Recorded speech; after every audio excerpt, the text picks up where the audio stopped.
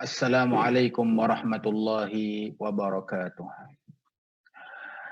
Bismillahirrahmanirrahim. Allahumma ftah alaina futuhal arifin wa faqihna fid din wa 'allimna at-ta'wil wahdina ila sawa'is sabil. Wa sallallahu ala sayyidina Muhammadin wa ala alihi wa sahbihi wa sallam walhamdulillahi rabbil alamin. Innal hamdalillah nahmaduhu wa nasta'inuhu wa nastaghfiruh wa na'udzu billahi min syururi anfusina wa min sayyiati a'malina may yahdihillahu fala mudilla lahu wa man yudlilhu fala hadiyalah. Asyhadu an la ilaha illallah wahdahu la syarikalah wa asyhadu anna sayyidana Muhammadan abduhu wa rasuluh amma ba'da. Ma'asyal muslimin wa zumratal mu'minin rahimakumullah. Alhamdulillah, kita dipertemukan sekali lagi dalam siri kuliah bersama-sama dengan Asatizah Masjid Ma'ruf, yang mana pada kali ini insya-Allah saya akan berkongsi yakni berkenaan dengan balasan orang yang amanah dan jujur. Di mana hadis ini yang diriwayatkan daripada Abu Hurairah radhiyallahu anhu bahawa Rasulullah sallallahu alaihi wasallam menyebutkan tentang seorang lelaki dari Bani Israel yang meminta seorang daripada Bani Israel yang lain agar memberinya hutang yakni sebesar 1000 dinar. Lalu orang yang menghutanginya, itu maksudnya orang yang memberi hutang kepada kawannya itu mengatakan, datangkanlah beberapa saksi agar mereka menyaksikan hutangmu ini. Kemudian orang yang meminta hutang itu menjawab, cukuplah Allah sebagai saksi bagiku. Kemudian orang yang memberi hutang itu berkata, datangkanlah seseorang yang akan menjaminmu. Kemudian dia mengatakan, cukuplah Allah yang menjaminku. Kemudian orang yang memberi hutang itu pun berkata, engkau benar. Kemudian maka uang itu diberikan kepadanya. Yakni uang sebanyak 1000 dinar itu diberikan untuk dibayar pada waktu yang telah ditentukan. Setelah lama orang yang berhutang itu pun berlayar untuk suatu keperluannya. Lalu ia mencari kapal yang dapat menghantarnya kerana tempoh hutangnya telah tamat. Tetapi dia tidak mendapatkan kapal tersebut. Maka apa yang dilakukan? Maka ia pun mengambil sebilah kayu yang kemudiannya ia membuat lubang pada kayu tersebut dan dimasukkan wang sebanyak 1000 dinar di dalamnya beserta surat kepada pemiliknya. Lalu ia meratakan kembali kayu tersebut dan memperbaiki letaknya. Jadi maksudnya bila kayu itu dia buat lubang, dia buat semacam lubang agar dapat dia isikan duit sebanyak 1000 dinar beserta surat yang ditulis, dan kemudian dia tutup kembali lubang yang dibuatnya. Kemudian apa yang berlaku? Selanjutnya ia pergi ke laut seraya berkata, ya Allah, sungguh engkau telah mengetahui bahawa aku meminjam wang kepada si fulan sebanyak 1000 dinar. Ia meminta kepadaku seorang penjamin. Maka aku katakan pada waktu itu, cukuplah Allah sebagai penjamin. Dan dia memintaku seorang saksi. Maka aku katakan juga, cukuplah Allah sebagai saksi. Kemudian ia pun rela dengan wang yang aku pinjam itu. Sungguh aku telah berusaha keras mencari kapal untuk mengirimkan kepadanya uang yang telah aku pinjam. Kerana telah tiba bagiku waktu untuk mengembalikannya. Tetapi aku tidak mendapatkan kapal itu. Kerana itu, aku titipkan uang itu kepadamu.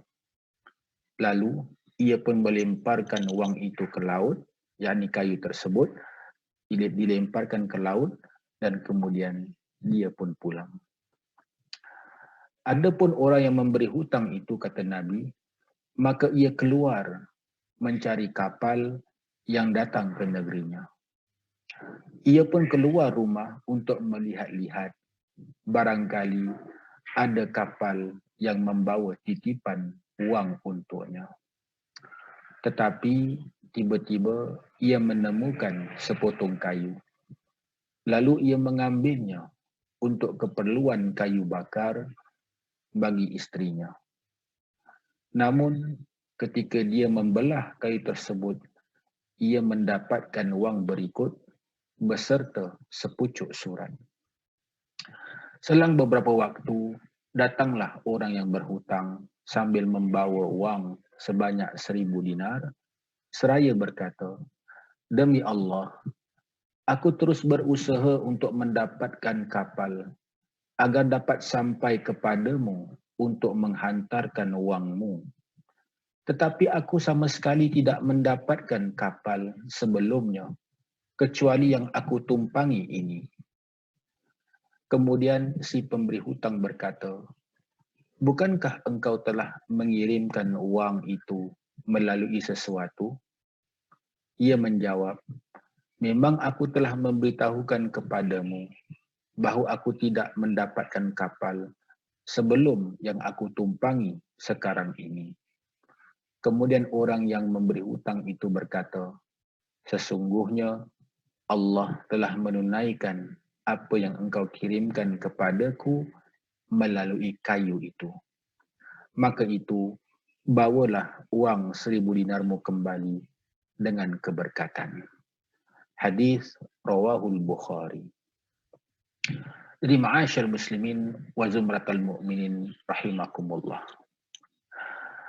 Apa yang kita dapat daripada hadis tadi?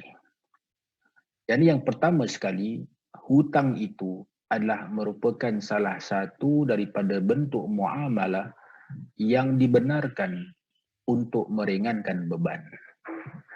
Yakni dalam arti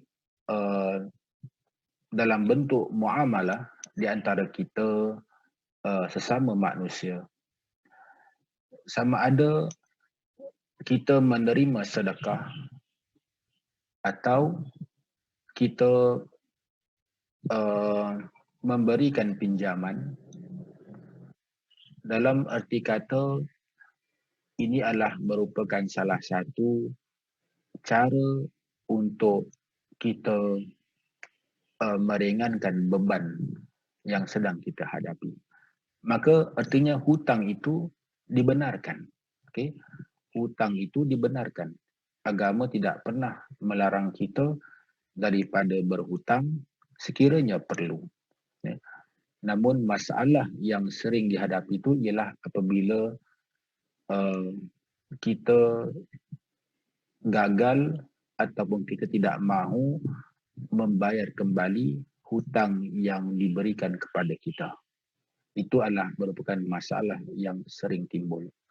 Namun untuk berhutang itu sendiri, sesungguhnya agama tidak pernah melarang kita melakukan hal itu. Jika sekiranya memang ia adalah merupakan satu keperluan untuk kita berhutang. Dan dalam hadis tadi itu juga di mana si pemberi hutang meminta agar didatangkan kepadanya saksi. Dalam Islam menyuruh kita, yakni menganjurkan agar hutang itu dicatat. Apabila seseorang itu meminta hutang, maka hendaklah hutang itu dicatat dan disaksikan oleh 2 orang saksi. Ini memang ada disebutkan dalam kitab-kitab dan bahkan dalam Al-Quran sendiri menyuruh kita supaya menulis yakni melakukan catatan dengan disaksikan oleh 2 orang saksi. Okey. Dan kita mesti kena ingat bahawa saksi ini yang disebut adalah saksi dan mereka ni bukan penjamin. Bukan penjamin. Dalam erti kata bukan guarantor. Kerana peranan saksi di sini ialah supaya mereka dapat mengingatkan kepada si penerima hutang agar melunaskan hutangnya. Jika sekiranya dia terlupa, maka peranan saksi ialah untuk memperingatkan kepada si pemberi hutang bahawa hutangnya harus dilangsaikan. Okay. Dan juga anjuran untuk kita berperangai baik seperti jujur, amanah serta menepati janji. Kita lihat dalam hadis ini bagaimana si penerima hutang itu telah berusaha untuk menepati janjinya, yakni mengembalikan wang sebanyak 1,000 dinar itu apabila telah tiba masanya. Okay. Dan Allah Subhanahu Wa Taala memberikan jaminan, iaitu kita lihat bagaimana beliau bila melontarkan kayu yang berisi wang sebanyak 1,000 dinar itu dengan harapan dia akan kembali kepada pemiliknya, maka siapakah yang menyebabkan kayu itu selamat sampai kepada pemiliknya? Tidak lain adalah Allah Subhanahu Wa Taala. Ma'asyar muslimin wa zumratal mu'minin rahimakumullah. Dan begitu juga menceritakan kisah-kisah yang terjadi kepada Bani Israel sebagai pengajaran dan tauladan itu dibenarkan. Okay. Dan bahkan juga kisah-kisah yang lain, yakni mungkin kisah-kisah yang terjadi pada zaman datuk nenek moyang kita dahulu. Okay. Jadi yang mana mungkin kisah-kisah itu boleh kita cedok banyak pengajaran ataupun istifadah, maka boleh kita menceritakan kisah-kisah itu untuk mengambil manfaatnya, tidak ada masalah sama sekali. Okay. Ma'asyal muslimin wa zumratal mu'minin rahimakumullah. Sebagaimana Allah Subhanahu Wa Taala menyebutkan dalam Al-Quran, A'udzu billahi minasyaitonir rajim. Ya ayyuhallazina amanu idza tadayantum bidainin ila ajalin musamman faktubu. Itu wahai orang-orang yang beriman, apabila kamu bermuamalah tidak secara tunai untuk waktu yang ditentukan, maka hendaklah kamu menuliskannya. Yakni dalam kaedah bila kita membuat hutang, okay, sama ada kita berhutang dengan seseorang untuk meminjam wang, ataupun mungkin juga kita melakukan jual beli secara berhutang, maka hendaklah dicatat, okay, dituliskan perkara-perkara yang perlu, yakni semacam kalau kita katakan pada hari ini mungkin invoice, okay, ataupun apa-apa saja dokumen yang mencatatkan tentang apa yang kita hutang, okay, sama ada barang-barang ataupun pinjaman wang dan sebagainya. Dan begitu juga Allah Subhanahu Wa Taala menyebut wastashhidu syahidaini min rijalikum fa illam yakuna rajulaini farajulun wa imra'atan mimman tardawna minasyuhada an tadilla ihdahuma fatuzakkira ihdahumal ukhra. Iaitu persaksikanlah dengan 2 orang saksi dari orang-orang lelaki di antaramu. Jika tidak ada 2 orang saksi, maka boleh seorang lelaki dan 2 orang perempuan dari saksi-saksi yang kamu redai. Supaya jika seorang lupa, maka yang seorang lagi mengingatkannya. Okay? Jadi itulah dia kita kata peranan, okay, saksi dalam masalah hutang ini, peranan mereka ialah untuk mengingatkan, dan mereka bukanlah penjamin kepada kita yang menerima hutang. Okay. Jadi di situ Allah Subhanahu Wa Taala menyebutkan bahawa hendaklah dua orang lelaki sebagai saksi, namun jika tidak terdapat dua lelaki, maka hendaklah seorang lelaki dan dua orang perempuan. Ma'asyar muslimin wa zumratal mu'minin rahimakumullah. Dalam pertemuan kita kali ini, kita tidak membincangkan tentang cara-cara yang perlu dilakukan apabila kita berhutang. Okay? Tetapi apa yang ingin kita kongsikan di sini ialah daripada hadis tadi yang mana Nabi SAW menceritakan tentang dua lelaki daripada Bani Israel di antara penerima dan pemberi hutang, dan sudah kita ketahui akan kesudahannya daripada kisah tersebut. Maka saya kongsikan di sini sedikit berkenaan dengan ancaman terhadap orang-orang yang tidak mahu melunaskan hutang. Jadi ma'asyar muslimin, yang pertama sekali, ancaman bagi orang-orang yang tidak mahu melunaskan hutangnya, dia akan terhalang untuk memasuki syurga Allah Subhanahu Wa Taala. Dalam sebuah hadis, Nabi SAW mengatakan, "Walladzi nafsi biyadihi, law anna rajulan qutila fi sabilillah, thumma uhyiya, thumma qutila marratain, wa alaihi dain, ma dakhala al-jannah hatta yuqda anhu dainuhu."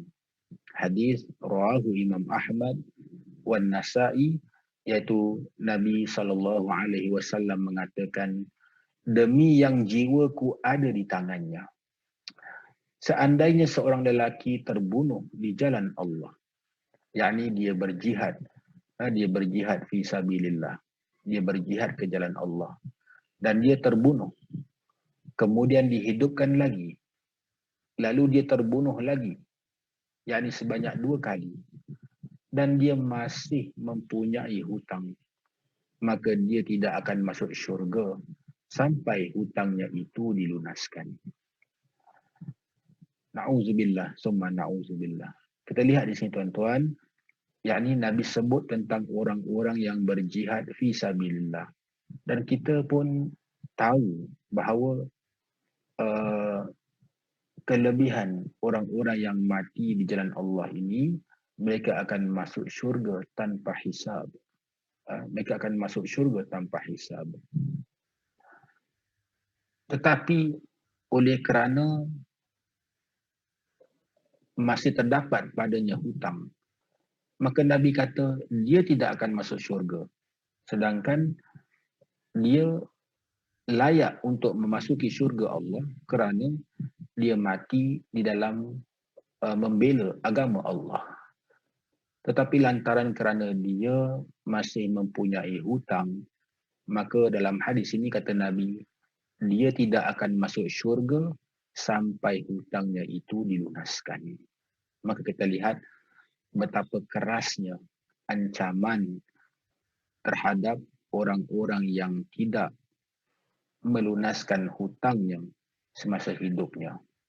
Hatta berjihad di jalan Allah juga, mati di jalan Allah, tidak menjamin untuk dia masuk ke dalam syurga Allah lantaran hutangnya itu telah menghalangnya daripada memasuki syurga Allah. Yang kedua, Nabi SAW mengatakan, nafsul mu'min mu'allaqatun bidainihi hatta yuqda anhu. Iaitu jiwa seorang mukmin itu tergantung kerana hutangnya sampai hutang itu dilunaskan. Kita lihat di sini kata Nabi, tergantung kerana hutangnya, jiwanya tergantung. Dalam erti kata di sini dia tidak mendapat semacam keputusan, tidak mendapat sebarang keputusan di akhirat nanti sama ada seseorang itu akan masuk ke syurga Allah ataupun dia akan masuk ke dalam neraka. Okay. Sesuatu yang sudah diputuskan itu biasanya memberikan semacam kelegaan.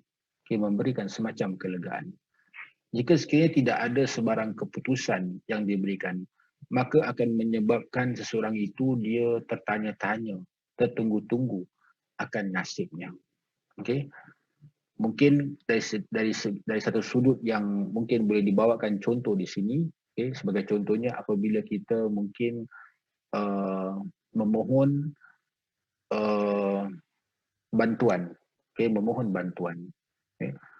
Mungkin katakan kita memohon bantuan keuangan. Okay.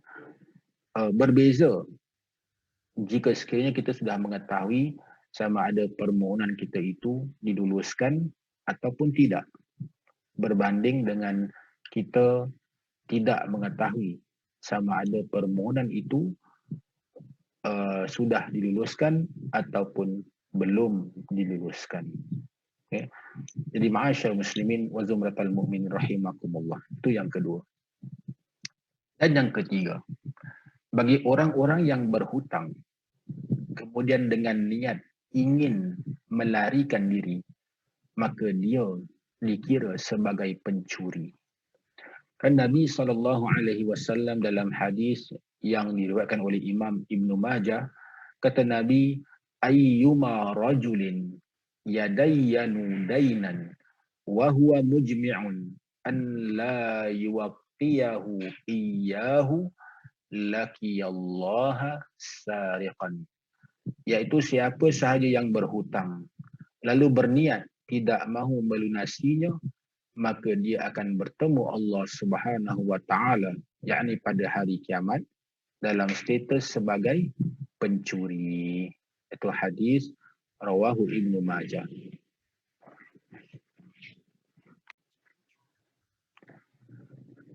Ma'asyar muslimin wa zumratal mu'minin rahimakumullah.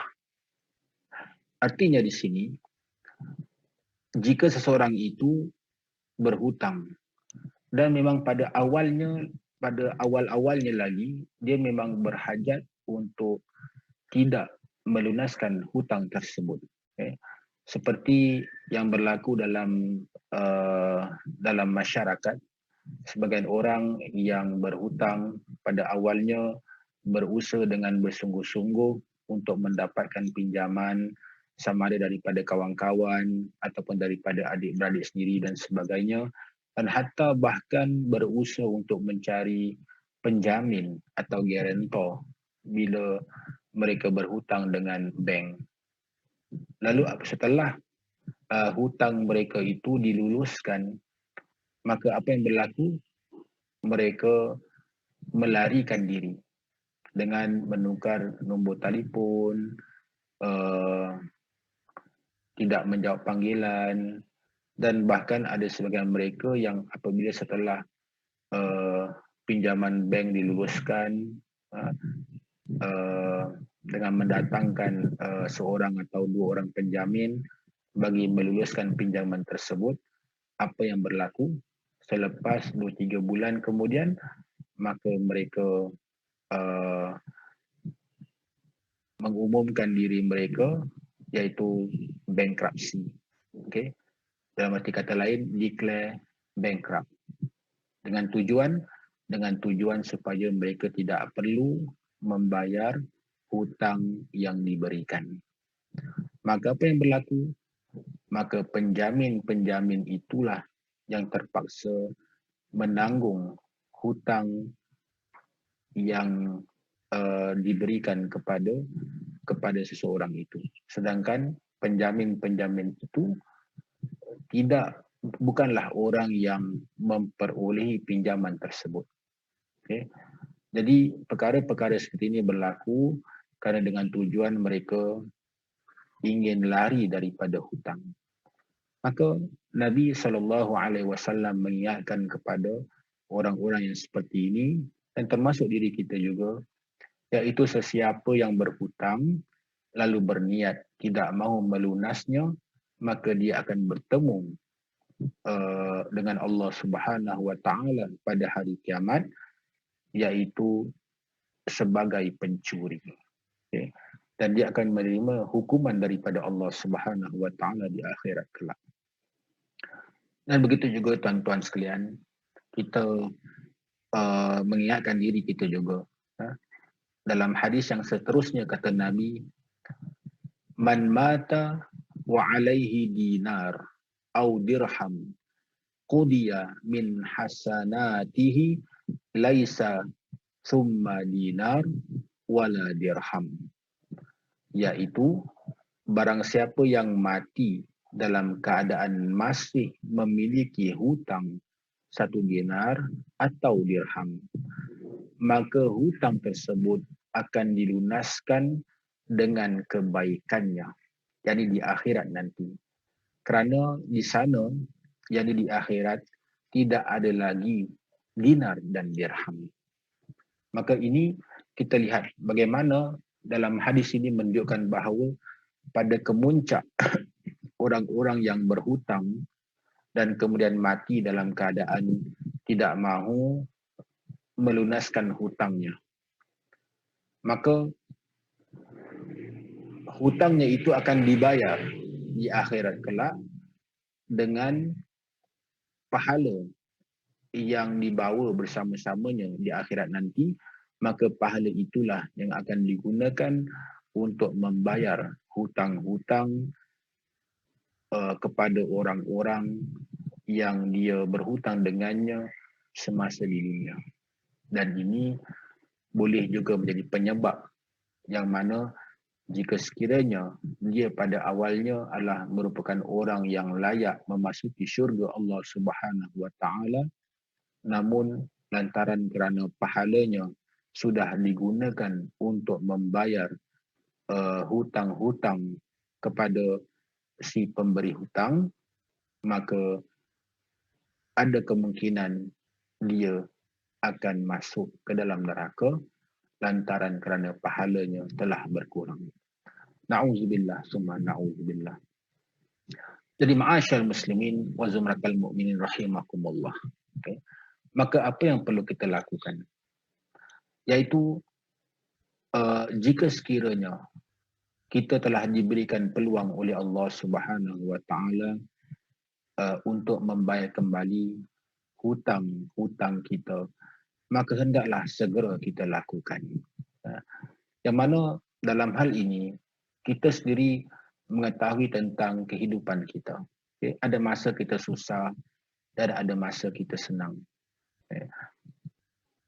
Pada ketika yang mana kita melihat rezeki kita dimurahkan oleh Allah Subhanahu wa taala, mungkin dengan cara sama ada kita berpeluang untuk melakukan lebih banyak pekerjaan atau kita mula menjerumuskan diri dalam bidang perniagaan dan kita mendapati bahawa Allah Subhanahu wa taala memberkati usaha kita dan kita mempunyai kelebihan dan kemampuan untuk melunaskan hutang-hutang kita, maka hendaklah kita segera melakukannya.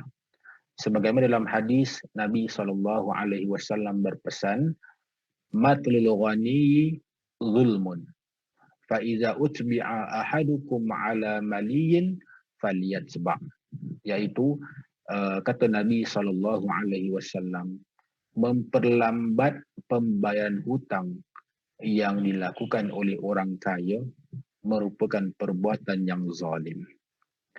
Jika salah seorang kamu dialihkan kepada orang yang mudah membayar hutang, maka hendaklah dia beralih, yakni diterima pengalihan tersebut. Maksudnya iaitu jika kita orang yang berhutang dan kemudian Allah Subhanahu wa taala mengalihkan kita, okay, kepada orang yang sudah mempunyai kemampuan untuk melunaskan hutang-hutang tersebut, maka hendaklah kita segera melunaskan hutang-hutang tersebut. Okay. InsyaAllah, jika sekiranya kita berhutang, dan saya katakan tadi, hutang itu bukan tidak dibenarkan. Hutang termasuk salah satu cara iaitu manusia bermuamalah dalam rangka meringankan beban. Maka bila kita berhutang dengan niat bahawa jika kita sudah mempunyai kelebihan, kita akan melunaskan hutang-hutang tersebut, maka insya-Allah Allah akan memudahkan kita agar kita dapat melunaskan hutang-hutang kita. Okay. Jadi ma'asyal muslimin wa zumratal mu'min rahimakumullah. Semoga perkongsian pada hari ini memberikan manfaat kepada saya dan juga kepada para jemaah semua. Saya mengucapkan Ramadan Karim kepada anda semua. Mudah-mudahan Ramadan pada kali ini kita menjadi insan yang lebih teguh dan kuat beribadah kepada Allah Subhanahu wa taala. Kita menjadi sahabat kepada Al-Quran. Kita pastikan puasa kita adalah merupakan puasa yang berkualiti dan kita sama-sama dapat mencari iaitu malam yang dikenali sebagai Lailatul Qadar, dan kita keluar daripada bulan Ramadan ini dalam keadaan kita bersih daripada dosa-dosa kita. Mudah-mudahan perkongsian pada hari ini memberikan manfaat dan teruslah menyokong dan memberikan sumbangan anda kepada Masjid Ma'ruf terutamanya. Mudah-mudahan dengan sumbangan anda dalam bulan Ramadan ini Allah Subhanahu wa taala melipat gandakan ganjaran pahalanya. Kita tetap memberikan sumbangan sedekah kita sebagaimana yang telah kita berikan pada masa-masa yang lalu. Mudah-mudahan perkongsian ini memberikan manfaat. Aqulu qawli hadza wa astaghfirullahal azim li wa lakum. Allahumma ij'al jam'ana hadza jam'an marhuma wa tafarruqana min ba'dihi tafarruqan ma'suma wa la taj'alillahumma fiha ma'ana wa la syaqiyan wa la mahruma. Wa sallallahu ala sayyidina Muhammadin wa ala alihi wa sahbihi wa sallam. Walhamdulillahi rabbil alamin. Wassalamualaikum warahmatullahi wabarakatuh.